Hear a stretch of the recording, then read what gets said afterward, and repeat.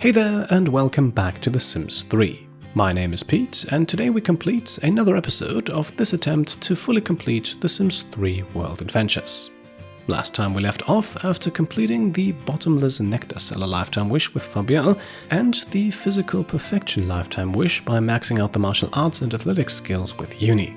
We used the secret transfiguration mechanic to acquire the rare Supernovium, and we also cured William's mummy's curse by turning him into a mummy and then back again, and afterwards we summoned a second mummy from a sarcophagus using 5 canopic jars. That's Captain Bluepants over here, now going into the bathroom to take a shower. Yes, while mummies do not need to sleep or pee, they do need to wash themselves. Shortly after, we can watch William prepare another batch of pancakes for breakfast. Our goal here today is to advance him to cooking level 8, as that will allow him to prepare all the new recipes added in World Adventures. Fabien, meanwhile, begins his day in the Nectar Cellar, where Captain Bluepants is already waiting for him. The mummy now resumes his job as Nectar Squisher, taking a big load of work off of Fabien's hands, who can focus solely on the nectar-making process itself. This is further helped by our new and streamlined garden, currently being tended to by both William and Uni, while Fabien kicks the day's nectar production into gear.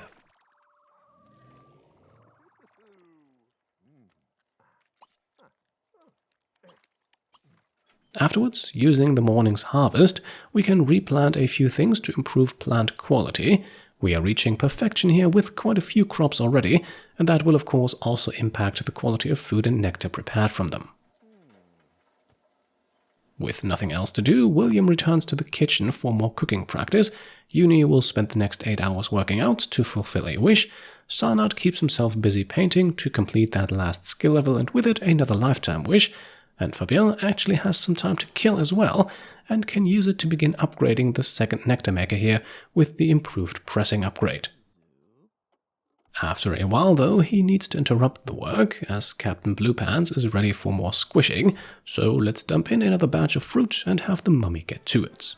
Over in the kitchen, William prepares his 3rd serving of key lime pie for the day, and that gets him to cooking skill level 8 and earns him a few lifetime happiness points on top as well. He can now head out to grab the mail, just the bills and Uni's athletics skill certificate this time, but we still have some stuff to sell from the last batch, a good 2,500 simoleons worth.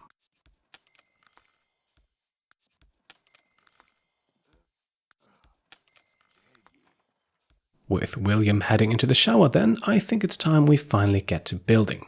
Our quadruple gazebo setup has served us well for the last 27 episodes, but I believe it's time for something grander.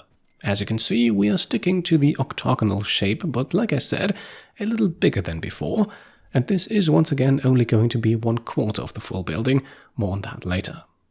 In terms of look, I wanted something rustic to match Riverview's overall town aesthetic, even though on the inside, this first of 4 buildings here is going to be entirely Egyptian themed. The plan I'm working towards is to essentially have a World Adventures museum on the ground floor of all 4 buildings, and then some more private quarters on the upper level. For today, we'll focus just on the Egyptian part of that plan. The Sultan's Tabernacle, the dive well, and the columns here are a decent start, I think.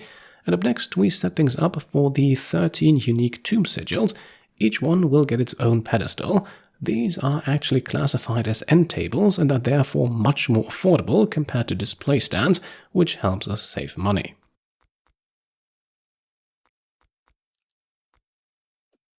For the walls then, I went with tomb-style hieroglyphics just to drive home that Egyptian theme, and of course this will also be the new home of at least some of our sarcophagi.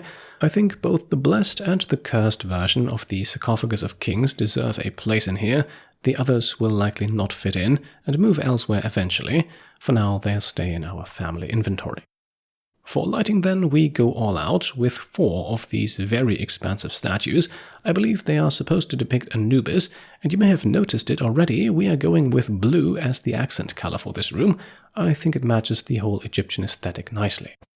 Let's also put a roof in place. This is only temporary for now, but we need to cover things up to install the rest of the lights, as well as the doorway. just a simple arch for now, but more will follow. Up next then, display stands for 2 more relic collections, one of which is the collection of canopic jars here, which can move in on the already existing display. The 3 dangerous creatures that previously shared this display stand move into the family inventory for now. The final step is then decoration. Essentially, every new Egyptian-themed item that is not overly expensive will find its way in here in some form. And of course, we also need to have some plants. The Simhara collection thankfully offers a few options that we can use to bring some life into this place of ancient relics. I also got a bit creative with some floor tiles here to kind of create a little centerpiece near the entrance area. Nothing that blocks the view entirely, but something to catch the eye. I do want to point this out though, building and designing things is definitely not my strength in the Sims games, but I'm still liking the end result here, and I hope you do too. But of course, if you have any suggestions for improvements, please let me know in the comments. Last order of business then, even though the collection is not yet complete, let's move in 3 of the 4 gold figurines in the game. We are missing only 1 more, and hopefully we'll be able to acquire it later in the video. For the time being though, let's get back to some gameplay. William here taking care of a small pathfinding test to check if everything works as intended, and it does, much to my relief. I also forgot that he had some incense in his inventory, so let's place that too. Lighting it is somehow only possible on the ground though, but we can move it afterwards for a nice +10 mood bonus. In total, from the incense, a complete relic collection, and the overall beauty of this room, anyone in here benefits from a +80 mood bonus by default, so those lifetime happiness points will come in a little faster in here. Now, out in the backyard, Fabien and Captain Bluepants cooperate on yet another batch of nectar. Sarnard finishes another painting shortly after, and as most of the household then assembles to grab a bite to eat, one of Fabien's nectar maker machines spits out a few more bottles. And with that, Fabien has officially completed the Nectar Master skill challenge for making 200 bottles of nectar. 2 more challenges remain, especially the Wizard of Vine challenge is a bit tedious, as it requires squishing lots of homegrown grapes and there is no way to track our progress, but we'll unlock it eventually, I'm sure. For now, the boys each grab a slice of cake while Uni fulfills her wish to meditate, and afterwards Fabien can start his first batch of extended nectaration nectar. This takes 50% longer to make, but results in 15% higher quality. Technically, concentrated nectar has a higher quality improvement at 25%, but also produces 1 less bottle, and by doing that it always results in the entire batch being worth less compared to extended nectaration. Concentrated nectar is really only good if you want to make a single extremely high value bottle. As the night then sets in, everyone heads off to bed. Our sleeping quarters have moved to the Egyptian Museum, and on the following morning we are moving to Egypt too, at least for a day or so, to take care of the last few quests and collections. And we are sending the entire household once again, except for Captain Bluepants. Our mummy stays home protecting the lot.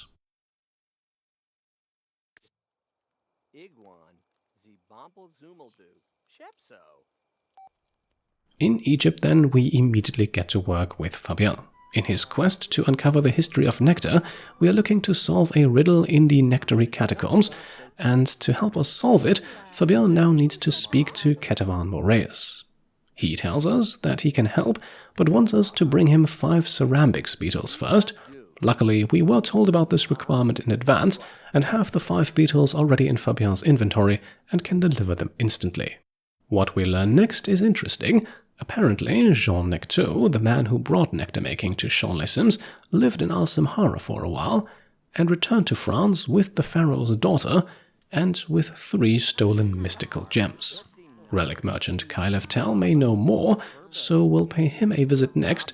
In the meantime, we have Sarnard stop by food merchant Sylvia Tel, Kailev's wife, and we are in luck as Sylvia sells crocodiles, so let's purchase 10 of them to stock our home pond with, as well as some pomegranates as bait for mummy fish, the only fish that we now still need to catch. As Sarnard then makes his way over to the general merchant, we are informed of Uni making a rare find. She has just collected some Tiberium, a rather unique type of gemstone and a reference to the Command & Conquer series, and up until now still missing from our collection. So One more checkmark on our completionist list. Up next, Sarnat can purchase a few showers in the can before we jump back over to Fabien, who has made it to the relic merchant. And he too is willing and able to help us find one of the missing gemstones, but first requires a small donation of 4 relics, each worth at least 200 simoleons. And well, we have collected so many of them over the course of our travels, this is not a problem at all. William has a few thousand simoleons worth of relics sitting in his inventory. Unfortunately, Kailev is not done making demands.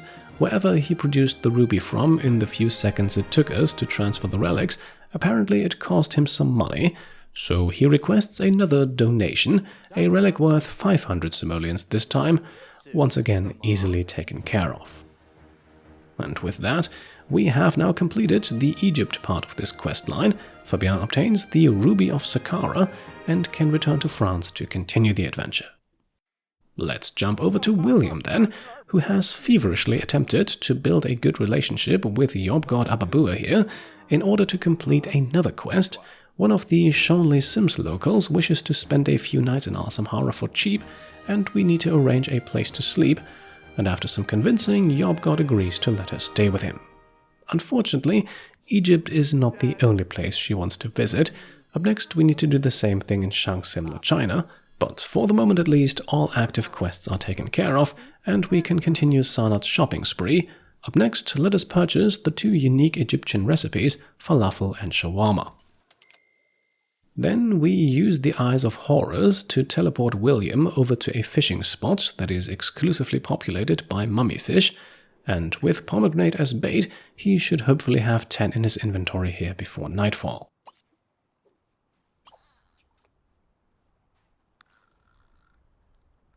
Uni, meanwhile, keeps on collecting. A turquoise now finds its way into her pockets, and with that, all 3 unique Egyptian gems are collected: turquoise, alabaster, and tiberium. Soul Piece gems can technically also be found here in Simhara, but they are so rare that another easier way to obtain them is a lot better in my opinion. More on that in the next episode. For now, we are teleporting Uni over to the very same lake that William is fishing at to catch a rare butterfly that occasionally spawns here. The Cleopatra butterfly is the rarest of the 3 bugs in Simhara. The other 2, crypt moth and scarab beetle, we already have. This one was still missing.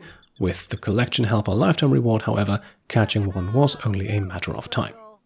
Sarnat and Fabien, meanwhile, have returned to base camp, where Sarnat now picks up the pomegranate farmer quest.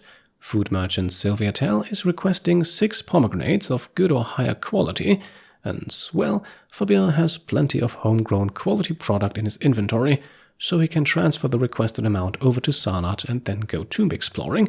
Inside the nearby Tomb of Discovery, we are now looking for that last missing gold figurine, and I'm hoping to find it in one of these treasure chests here, as the loot inside all respawns after a few days. Our initial attempts, however, are not really met with success, and since we are already swimming in gemstones, metals, and ancient coins, we are not picking up anything else. Instead, we jump back to Sarnat, who delivers the pomegranates to Sylvia Tell and earns himself a nice cash reward, before we join Uni inside one of the pyramids, where our search for the last gold figurine continues. Once again, though, our excursion back into the tomb is not really met with success. We do find several fragments for a sarcophagus and another dive well, but the relic we're after remains elusive. And by the way, we're not simply blindly looking through each and every treasure chest in our way. Most of the treasure chests in these tombs are actually not even capable of spawning such a valuable item like a gold figurine, so we are mostly looking at the main treasure chests, if you will, those inside the tomb's final chambers, as those tend to spawn the more valuable stuff.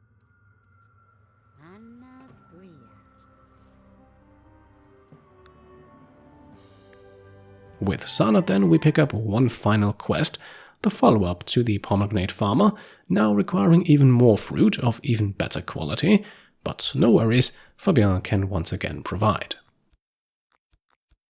As Sarnat makes his way back to the market, we also note that William has successfully caught 11 mummy fish. Perfect, that completes his to-do list for this trip. And as Sarnat hands over the second delivery to Sylvia here, his work in Simhara is done too.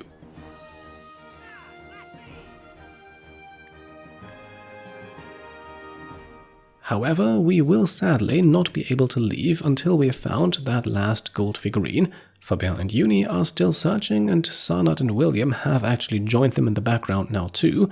This could take a while, as there are a lot of tombs in Simhara. Uni is still inside the pyramids, where she has just stumbled upon a mummified teddy bear. Unfortunately, we cannot take it with us, but we can make our own. More on that next episode too. Now, I'll spare you the repeated failures in the background. The Eyes of Horus did help speed up the process a little bit, but eventually it comes down to Fabien, who currently explores the market catacombs and now searches the tomb's final chamber. Our chances of finding high-value loot are a little higher in here. Sadly, it is just another generic canopic jar, nothing we need, but perhaps the next chest holds what we're looking for.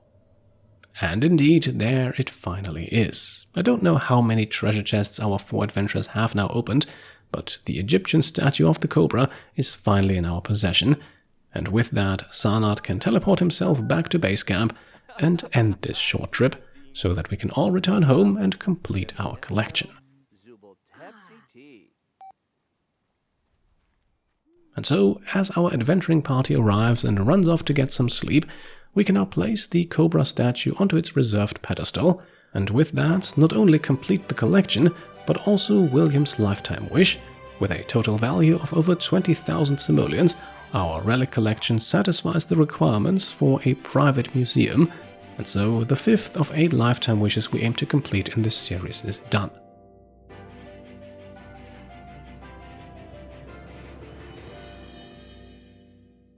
And I think this marks a perfect point to wrap up today's episode. With Captain Bluepants eating some cake, we conclude another chapter in this completionist adventure. As always, I hope you enjoyed it, and if you did, then I would be very happy if you could leave a thumbs up. If you like what I'm doing and want to support me and my channel further, then you can of course also go ahead and subscribe to stay up to date, grab some merch over on shop.petecomplete.com, or become a channel member or Patreon supporter. Thank you all for watching, and I'll see you next time. Cheers!